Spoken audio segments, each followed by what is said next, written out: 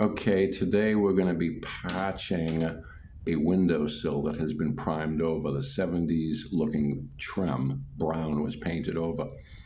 The windowsill is right there. Grab the joint compound and we're going to spread that on there nice and evenly. You got this. Put it on, spread it out. Try to get all your lines out. Don't hit the rest of the pieces of the trim.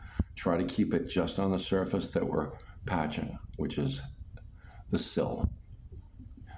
Apply it. There you go. Grab a little bit more compound, spread it out.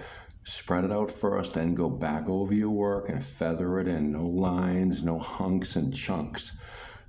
Finish it off there, put a little more on there, just spread it out just like that. Very good. You got this. Not bad for your first time. That's how you do it, and that's going to dry, and you're going to lightly sand it with 220, and you're going to have a perfect windowsill.